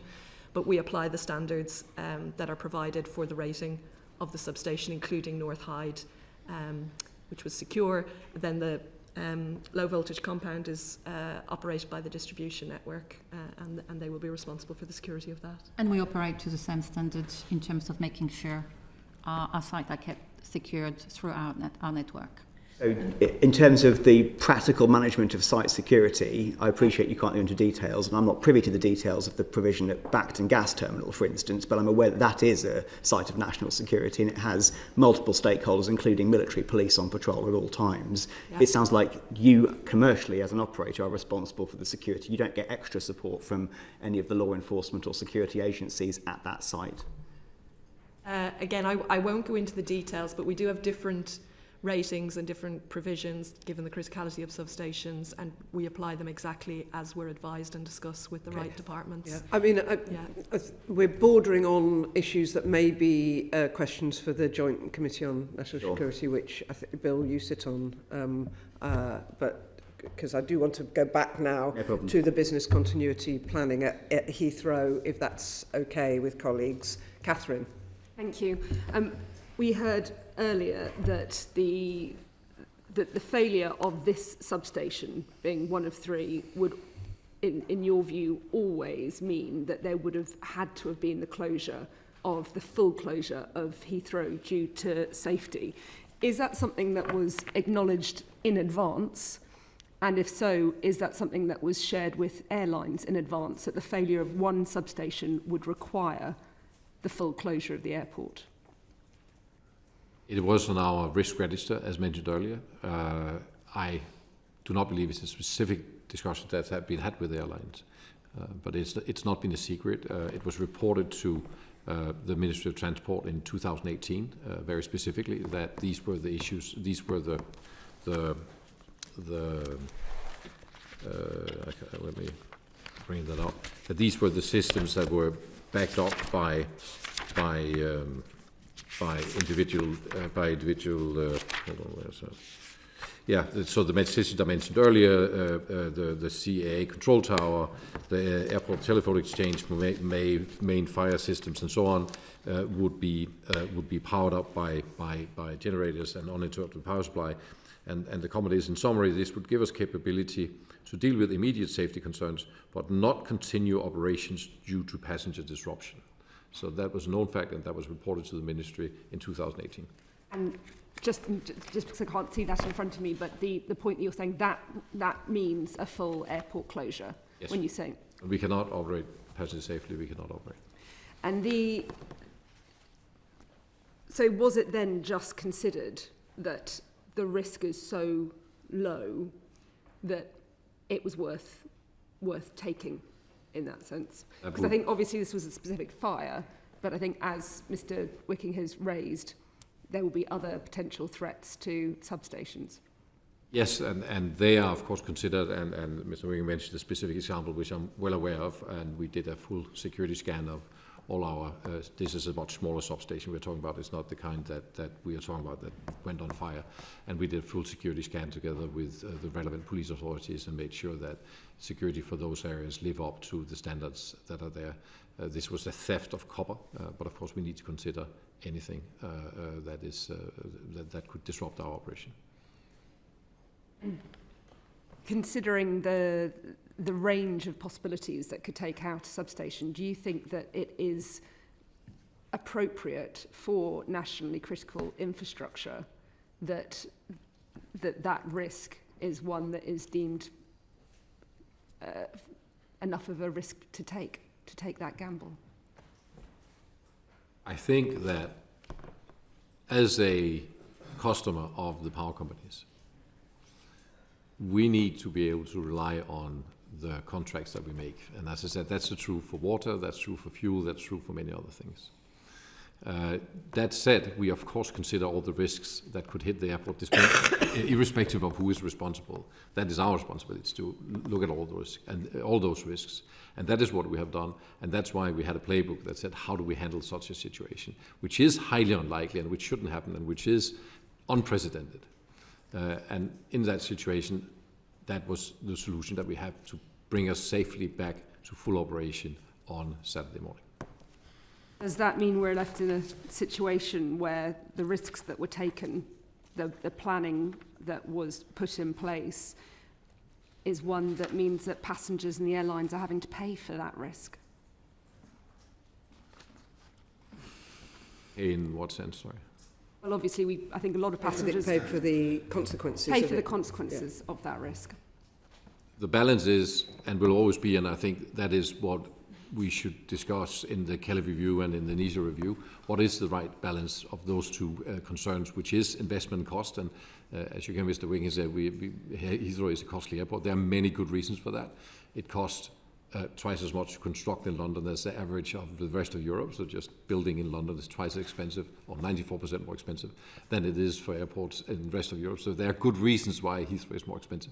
But our job is, of course, to try to balance those together with our airlines. And I don't think any of these resilience issues have been kept a secret to airlines, to make sure that we operate the correctly risk-balanced airport, taking into consideration the resilience, the likelihood of an event, and the cost of the resilience. Scott, did you have a quick supplementary on something Thomas just said? Yeah, just as an aside, you mentioned that you wrote to the Ministry of Transport in 2000. You mentioned that you wrote to the Ministry of Transport in 2018 around the nature of the power connection to the airport. Did you receive or expect a response to that? I don't think there was a response to this. This was a questionnaire that was sent out by the Ministry, and we responded to that. Okay. Right. The Chair was hoping to come in. Oh, sorry, Nigel. I just wanted to come back on that sharing of information. As I mentioned earlier, I raised the risk with Heathrow myself off the back of other events and recognising the potential impact. In terms of cost, this has cost the airlines £60 to £100 million. It's difficult to actually quantify yet, but it's cost a lot. And Heathrow, in its conditions of use, absolves itself of any liability. You know, if there were death or injury, that doesn't occur, but for any operational failure that Heathrow has, they completely absolve themselves of liability in the conditions of use. The airlines refute that every year in the conditions of use publishing, but by flying into Heathrow, you accept the conditions of use. No one signs it, but by flying into Heathrow, you accept it. So you have to accept the clause of no liability to Heathrow. So firstly, unacceptable that hadn't been shared with us in terms of the detail of what risk appetite they had to take on substations. And secondly, we suffered all the cost out of this, and clearly the passengers in particular did. So just for absolute clarity, is your view that you weren't aware and the airlines weren't aware that the failure of a substation would have meant the closure of Heathrow? No. Thank you. On that point, I would obviously like to come back to the committee. I've been in position for a little more than a year, but I don't see any reason why this information should not be shared. I would also like to say the substation that is mentioned is very, very different from the substations that we are talking about here. That was in question earlier. That's a much smaller substation. It's a Heathrow substation, and it is secured in the way it should be. Okay, can I just establish the conditions of use that you talked about, Nigel, yes. Which in itself I think is worth further questions, but we probably don't have time today. Can I just understand, are those conditions of use arrangements unique to Heathrow or unique to UK airports? Unique to Heathrow. They are Heathrow's conditions of use that are laid out for airlines using Heathrow. It would include the charges, it would also include operating parameters, etc. And liability for costs when things go wrong. Yes. Okay, thank you. Steph. Can I make a comment on that? Yeah, go on. It's, of course, Heathrow's conditions of use. They are in line with all other airports in Europe. I had this specific discussion with the CEO of Virgin and the CEO of BA a couple of days ago, and they accept that the conditions of use at Heathrow are in line with the condition of use of most of the big airports in Europe, including Copenhagen, where I was previously. So this is standard terms of use. I know that airlines, of course, do not like the way it is, but this is the way it is in most of Europe. I just find it incredible that an airport can absolve itself of any liability whatsoever. But is Thomas correct that they're similar to other European I haven't seen airports? that evidence, but that may be the case. Okay, It doesn't mean it's right. Something to probe. Okay, Steph. Thank you. I think we all appreciate the elucidation you've given, Thomas in particular, as to the approach to risk management. I think we accept that risk management is about balancing convenience, cost and risk and safety. And I think I wanted to put on record the fact that we're having this type of discussion clearly has relied upon the operational excellence of a number of players, including those represented today, on the response to the events themselves, which I also appreciate the detail to which you've gone into.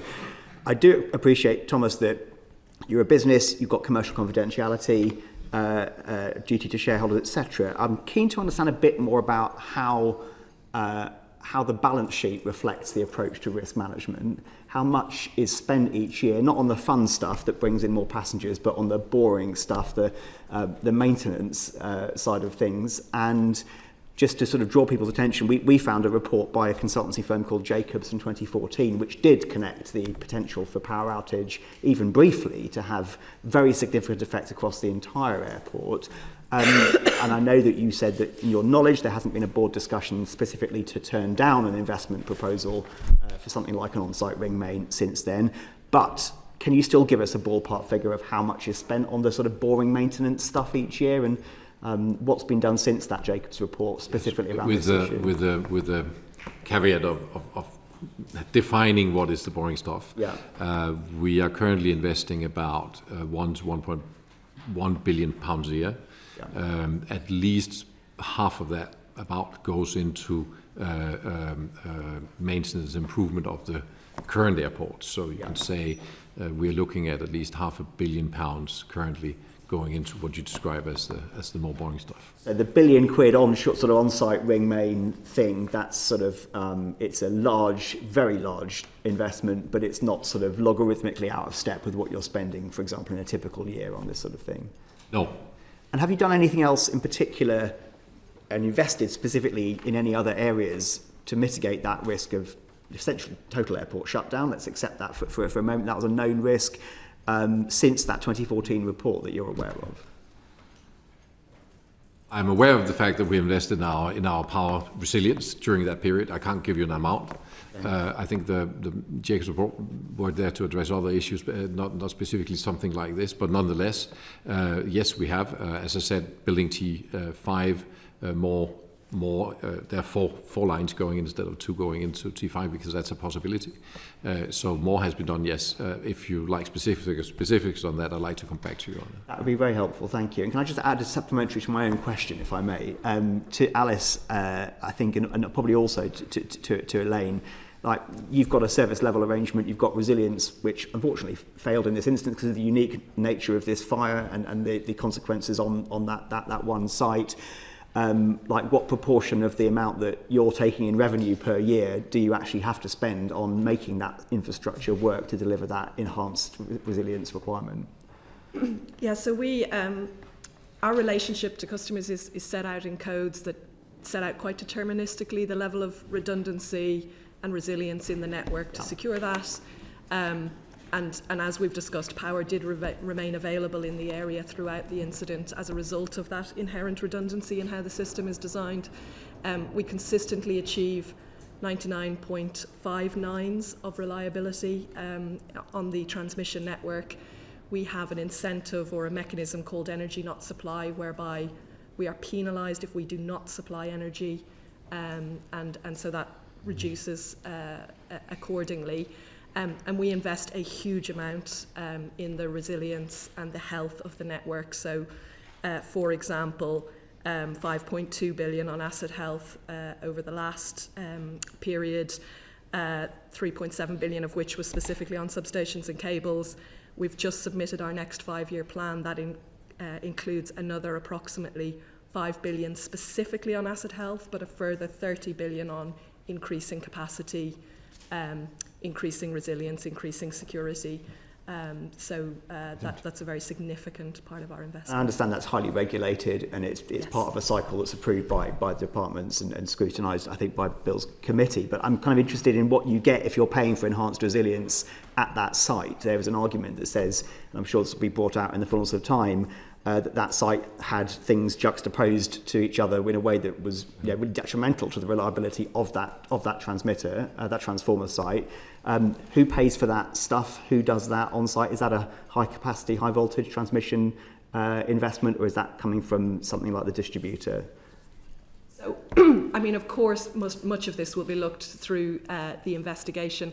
As it's currently set out, our substations, I mean, this substation was designed and built quite some time ago to standards that are set out, and we work to that. As I briefly described earlier, where customers want to connect directly to the transmission network and they want very substantially increased levels of resilience beyond the industry codes, they can request and discuss that. So you do get certain customers who will come to us and say, I want 3 independent, totally independent feeds, etc., etc. And those investments get worked up, costed, proposals made and worked through. And Eliane, the same question to you. Thomas is paying you 135 million quid a year. Some of that's for juice, but some of that's also for the stuff you've got to do to keep the lights on. How does that work? How much are you spending in that sort of area? It's important to set the context. So as a DNO, we connect to the transmission network via grid supply points, where there are super grid transformers which convert 400 kV, 275 kV to 132 and 66 kV. In this instance, because the 3 super grid transformer failed at that grid supply point, we, as a DNO, lost access to power at that point. Okay. What we were able to do, as I said, is because we had interconnector between the Ivor grid supply point and the Northside grid supply point, by 9:30 a.m., when we were able to energize, we were able to create a new connection, and able, therefore, by 10 a.m. to offer power to Heathrow. I think that it's also important to reconfirm that we're very transparent with businesses who connect on our network, that a firm connection is not a guaranteed of supply of electricity, but rather it's a connection which has which has double circuit rather than one single circuit. And that for that reason, that for example, data centers or the like of Network Rail would have alternative business continuity plan to be able to maintain continuity of supply. So, and also important to stress that for our own network, we operate to very clear standards in terms of the level of resilience we have to offer and to maintain. And to answer the next question you were asking, we spent 2 billion over the five-year control period between 2023 and 2028 to maintain that level of resilience, but also upgrade our network to be able to meet net zero. None of that money was spent at that transmission site.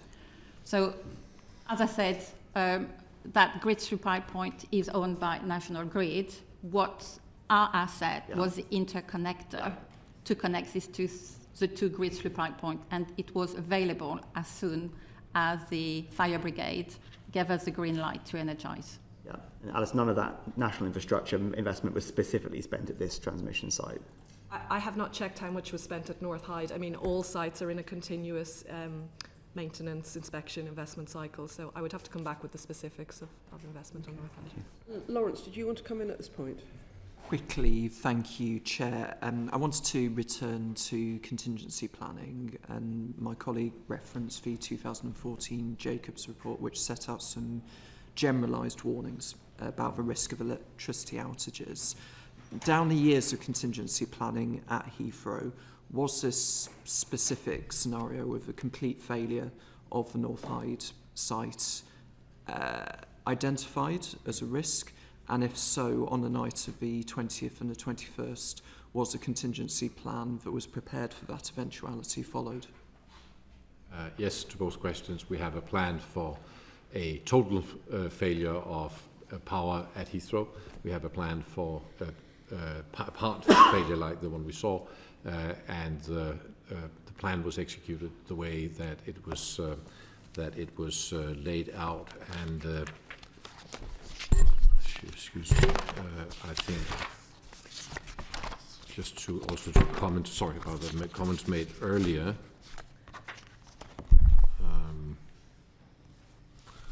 There you go. That at 0200, so the decision was not taken that long. The airport chief engineer uses prepared resilience plan to begin reconfiguring of the supply to Terminal 2 and Terminal 4. This is likely to take 12 hours in total. Just tease out the fine difference.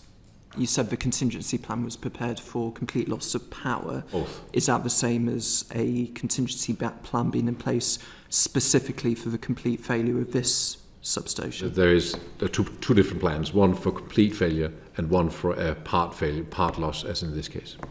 Okay. And that's the one that was put in motion. Okay, I am keen to get on to the impact of on passengers and airlines, but just very briefly, Scott, you've got just a couple of questions. Yes, so very quickly, obviously we've got the two official inquiries, one from NISO and one from CAA. Do you think these are enough to get to the bottom of what happened and what lessons we can learn? I mean, just to add to that, we also there are also investigations underway by the fire services. So I think between that combination of investigation into cause and then the NISO's review into this wider resilience impact, because as we've discussed, the cause is one topic, the full scale of the impact is another. I think we should be in a good position, and the CAA doing their work to understand the full set of opportunities to learn from this event, yes. Nigel? Welcome the CAA investigation and report. Clearly we'll want to participate with that and engage with it and understand also what it will cover in its breadth. But yes, certainly welcome it. And Thomas, you have your own inquiry, and this is which you've referred to repeatedly as a Kelly review. Will that be published in the public domain? We have published terms of reference, and I would definitely think that conclusions would be definitely shared with the Department of Transport and also with this committee. But not in the public domain. That depends on, there could be safety and security concerns in there, and that's a matter for the board to approve. But I would definitely think that that conclusions would be shared in one way or the other, yes. And, you know, and if these reports show that either you're poorly planned or the airport dealt with the situation poorly, will you reconsider this issue around compensation to the airlines and also passengers and your many stakeholders on site? I think that we should do. I have had that concrete discussion with both the CEO of Virgin and the CEO of British Airways, that we have agreed that the whole matter of compensation we would actually like to have a discussion about when we know the facts, including why this fire started. We are almost 2 weeks in and we still don't know why we had a fire. So that was the agreement we made. Okay, good.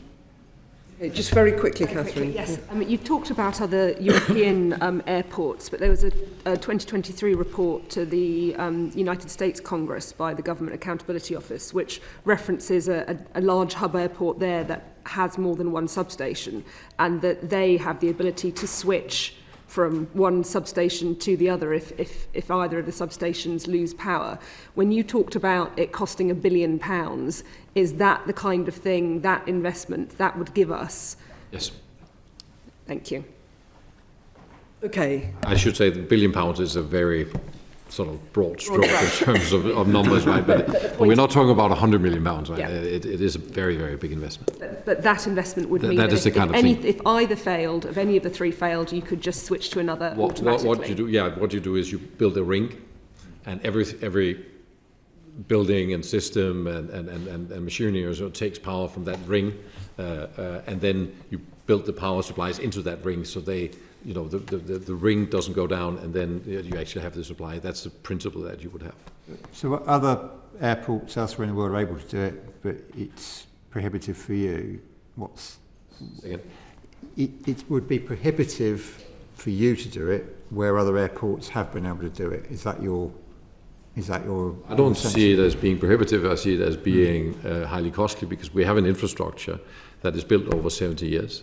It's been built in parts and put together in parts. Yeah. Resilience, as you know, has been considered many times, and we have discussed resilience already. You've told us that. So your point is it would just be it would be that much more difficult for you to do. Yeah. Yes, it's a retrofit, and of course it's a discussion we'd have to have with airlines, because... And in an answer to a similar question earlier to me, you said you weren't aware of whether the board had considered that spending decision in the past, and you're going to come back to us on whether the board has at any time considered but turned down that decision, I think you said. I don't think that decision has been turned down, but I would like to clarify the facts when I cannot... We'll look forward to hearing from you. Right, I do now want to get on to passengers and airlines. Alex. Thank you. How effectively did Heathrow work with other airports in the UK, continental Europe and the rest of the world during the incident to accommodate diverted flights and to reroute passengers?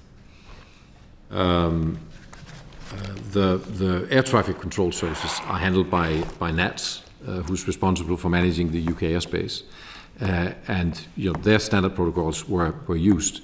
It is a matter directly between the airspace management and airlines and other airports to facilitate that. We do not have visibility of where aircraft are exactly. It is clearly airlines' wish to manage their own aircraft. So there's not a sort of a process where we coordinate with other airports, because that is the prerogative of airlines to do that. It's their aircraft, and they're not asking us to do it either. Whether a process like that could be put in place, I wouldn't rule out, but I think the most efficient is for NATS to do that via their control center, because they know where the aircraft are and they know where the airlines want them. And we, of course, kept coordination with NATS throughout the process and the event. Yes, so from an airline perspective, the various ops controls of the airlines would have coordinated what to do with those that were already on their way, the 120. As I mentioned a bit earlier, some of them would have gone back to their point of origin. Others would have been diverted, having consulted with NATS as to whether there might be airport capacity within the UK, and then allowing faster access then to London. There were only about 11 spaces available, and on the 7 o'clock call, those were all taken. So that's where airlines were then having to put their aircraft into other European airports and stations, sometimes a bit further afield, such as Newfoundland and various other locations, unfortunately. And to the extent that you know the answer to this one, when do you think that other airports became aware that flights would be heading in their direction? I couldn't tell you exactly, but the ops controls, as soon as they were aware of the situation and the fact that Heathrow was closed, would have been, and that would have been informed via what's called a NOTAM. They would have then been out there trying to find where to put their aircraft. And of course, at that point, they're seeking more information from Heathrow as to how long the closure might be, etc. Thomas Woldbye, the decision to close until midnight, do you think that was taken quickly at an early stage? Yes, it was. The NOTAM, I should have it here, the NOTAM went out, I believe at 1:40 something in the morning, sorry. 44. Yes. Yeah. And why? And why did you make the decision at that stage to say it was all the way up until midnight? Because we would not be safely able to operate the airport, as already discussed. Safely operate the airport at opening. We had no visibility on when we would be able to operate the airport, and our accountable officer, who is the one in charge of taking safety decisions like that, clearly had very little visibility. We still had a blaze going on. We didn't know exactly how long it would take us and what the consequences would be of the shift over that we talked about. And hence, we need to give airlines information that they can actually operate on. We have previously seen scenarios where we say, well, we maybe think we're open by so, and then we are not, and then it rolls on, and actually the consequences are much worse than being able to take a decision. Now, as also said, and what was shared with airlines very early in the morning, is that our objective was, one, to be back in operation next morning, but also that we would do whatever we could to be in operation faster. And now, just thinking about all the other forms of public transport that normally access the airport, so trains, tube, buses, coaches, what were your conversations with them over the whole period? There are coordination calls with London where all of these entities participate, and so do we, and we kept them regularly updated. I can't remember the sequence, but every 3 hours maybe, so that the entire system, and there you have Department of Transport, everybody is participating. The communication was efficient in the way that we saw very, very few passengers turning up at Heathrow before the ones that were supposed to turn up actually turned up. Okay. Scott. Thank you, Chair. So Nigel, Willie Walsh from the International Air Travel Association, who's normally quite a quiet and unassuming character, said this was yet another case of Heathrow letting down travellers and airlines. And it was a clear planning failure. And I think you've already said you think there's a planning failure here. But what Willie's saying there is this is yet another case of a problem at Heathrow Airport. Is it a problematic airport? Well, yes. I mean, from our perspective, and we've got to look at this with regard to future growth and expansion, investment, etc. We're not sure about the foundations of Heathrow as it stands at the moment. There have been a series of events such as this, and give an example. Sorry. Well, we've had outages during last year where we had 82 baggage system issues through the whole of last year, and thousands of bags misconnecting.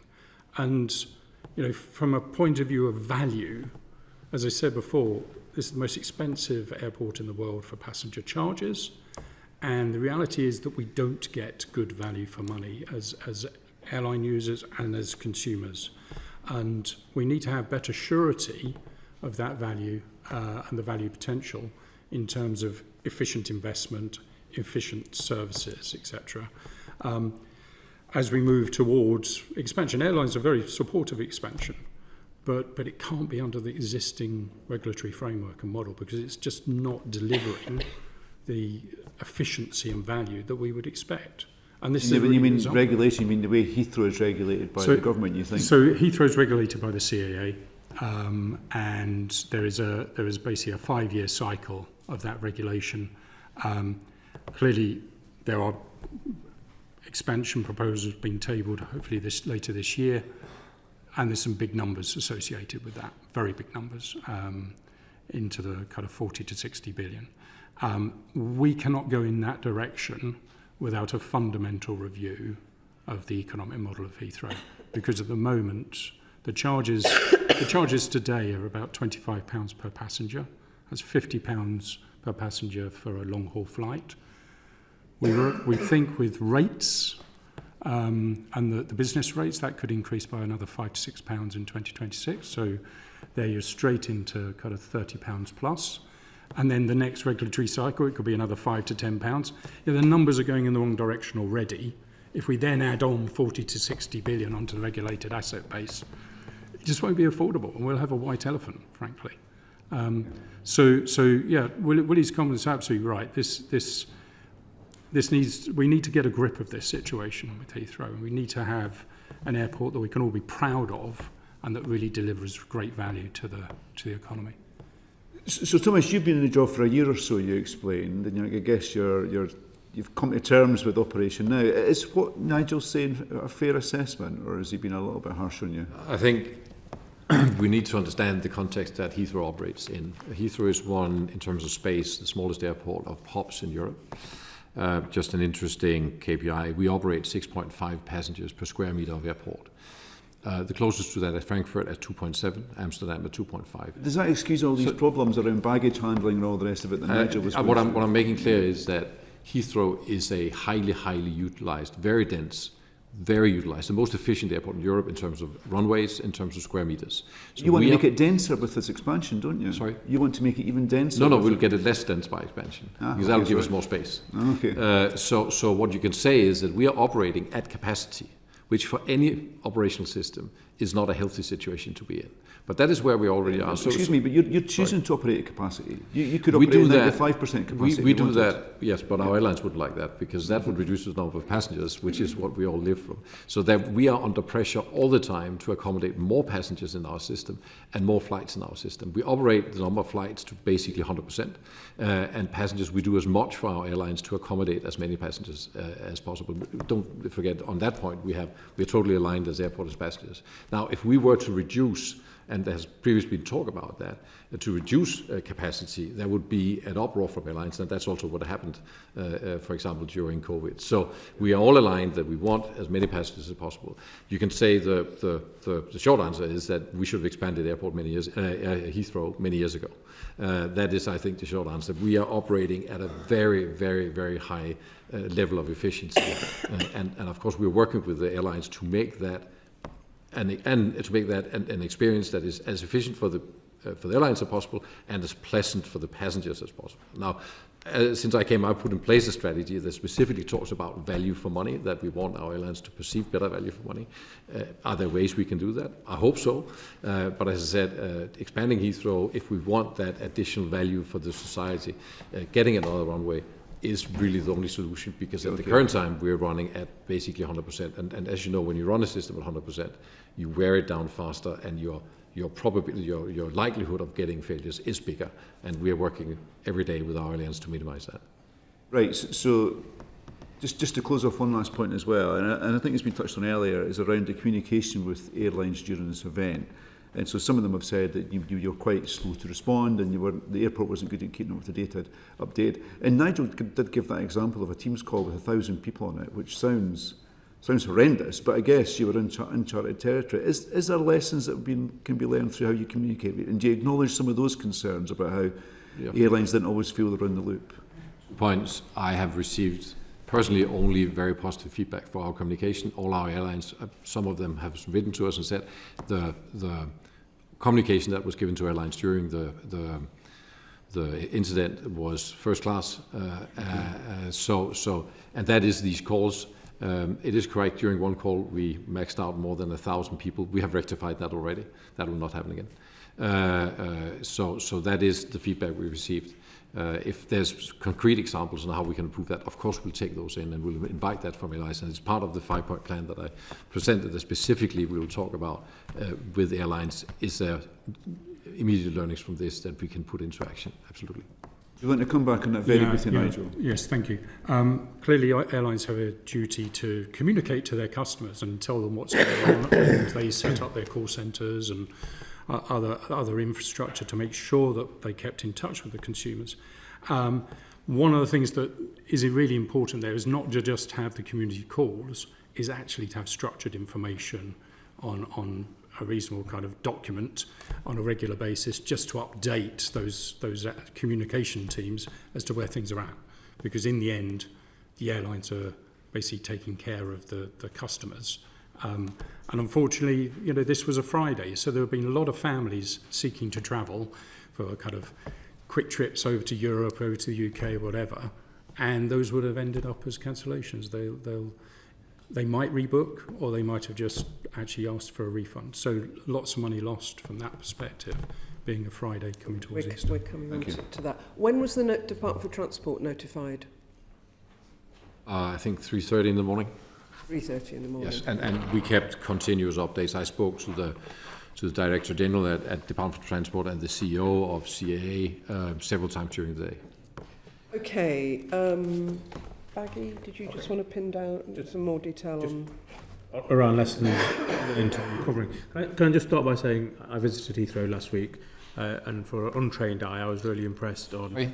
I visited Heathrow last week, and for an untrained eye, I was pretty impressed on how everybody, the airport, the operators, baggage handlers, border security, everybody was working, and it looked normal to me. So I think there's general agreement that within a day or so, everything was back to normal.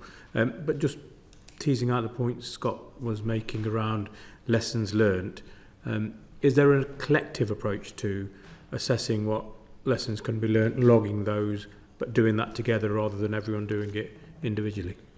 I think, if I may start, that is exactly what is in the 5-point plan that I presented and that I have put in place, is that we will work harder with our airlines, with our partners that are sitting left to me here, and engage with our customers, including passengers, and say, how can we bring that together? And I think definitely, if anything we learn from this, the airport has a very strong ecosystem. As you said, we are back, but we will indeed learn from this experience and bring that out to the wider airport community for anything we can do to improve the experience for passengers. Absolutely. And, I mean, there are other lessons to learn. I mean, Gatwick Airport Southern Terminal was closed and for security reasons, but they moved all their operations over to the Northern Terminal quite quickly.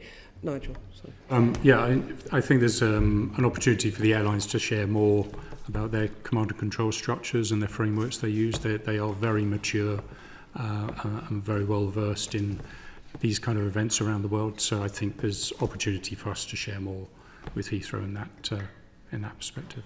Okay. Lawrence.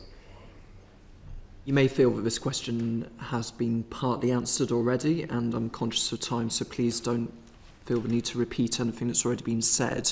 But with the benefit of now some hindsight, how well do you think that Heathrow and the airlines communicated with passengers and adapted to their individual needs during this period of disruption?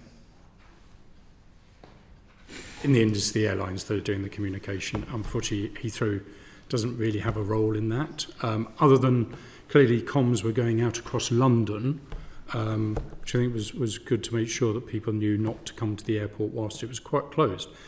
The airlines then provided a lot of information out to their customers, and yes, fairly sophisticated structures on that, both in terms of use of phones, etc., but also command and control structures and call centres to back up any queries. Just to check, you said, unfortunately, Heathrow doesn't have a role.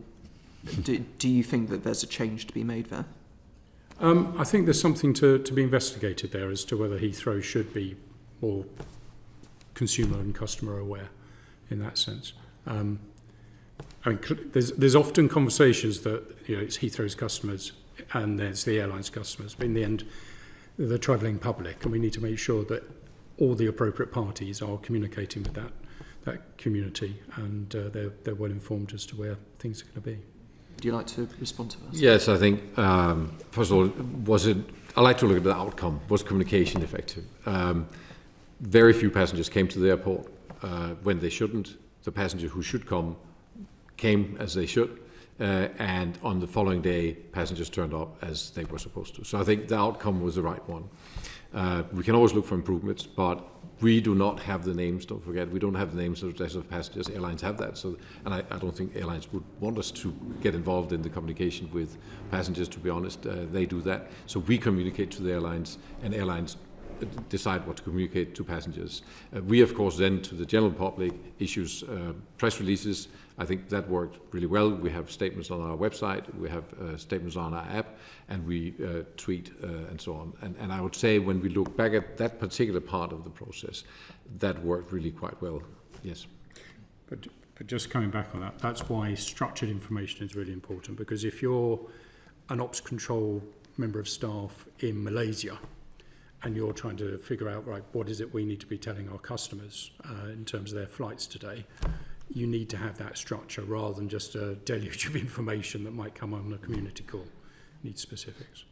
Two questions on compensation for passengers. The first is that while some people will be reimbursed for cancelled journeys, most passengers will not be entitled to compensation. It's not inviting comments on what the regulations say, but do you think that status quo is fair for passengers? I think in a circumstance where it's completely out of the control of the airlines will make sure that the individual has food, drink, where necessary accommodation, and they're also then obliged to make sure that they are either refunded or rebooked. And that's what was provided in this particular occasion. I don't think it's fair on the airlines to then pick up on compensation for a situation they didn't cause. And all that's clearly an issue with regard to acts of God. And in this case, it was a supplier that had failed. So, yeah, that's the perspective. Have you done with your questions? The second part was on that issue, which has just been touched on, which is on delay attribution. Yes. There are other parts of the transport sector, I'm thinking particularly about the railways, where delay attribution is perhaps better understood. Do you think that there is a need for change in that area? I think there's opportunity to have that considered within the CAA review. Certainly with regard to this circumstance, it is very clear that it's the supply of the airport provision that's failed. It does take me back to the issue of who's liable in that kind of situation. And from our perspective, the liability sits with the airport and their suppliers. And on that, is Heathrow going to seek compensation from the suppliers? I think there we're back to knowing what actually happened. When we know what actually happened, we will have a position on that. Okay, can I come back to something that Nigel raised earlier, and that's the high charges that airlines are paying. Do you think that the CAA's economic regulation powers of Heathrow and other airports, do you think the infrastructure failures at Heathrow are a product of the form of regulation that we have? Partially, yes. From our perspective, Chair, the concern we have is the current regulatory framework incentivises to get as much money onto the regulated asset base, which obviously we can share kind of detail of what that means at a later stage. But in doing so, Heathrow often, the term is used, gold plates projects, capital projects, but doesn't necessarily deliver great outcomes. So we've got a series of situations at the moment on the horizon, let alone expansion. Terminal 4 car park is about to be condemned and knocked down, and that's going to be a big price tag potentially on it. I don't know how that's going to impact the operators that are in T4 at the moment. And, that's a consequence of possibly bad infrastructure being developed some time ago, but there might be examples of that in more recent times as well. Now, Mr. Woldbye mentioned earlier that airlines sign off all the capital spend. We have to agree to a lot of the capital spend on the basis that we don't have detailed knowledge as to challenge. Two examples, though, where we have pushed back. On T2 baggage, there's a big baggage system going in, £1 billion. We've asked for experts to be there representing us independently. That's the first time we've got it, and that should become a common practice now going forward. And then on another project recently, it's got to be a big spend of about 250 million, and suddenly that was halved when I'd been pushing back to understand exactly what was that 250 million going to be spent on. So there's a lot behind this where we need to have far greater transparency and detail about capital spend, and the regulator needs to help us get to a structure and framework by which we can get to a far greater efficiency in that spend. Excellent, thank you. There are other questions we wanted to ask, but we really haven't got. May I make a comment to this? Okay, very briefly. I'd like to make quite clear, we live up to the regulation as it is set out by CAA. When investments are planned, which is on a 5-year cycle at Heathrow, airlines are part of the prioritization. They have access to all the details. Every single project that is started at Heathrow goes through a number of gates. Airlines approve at gate 1 and gate 3 as well.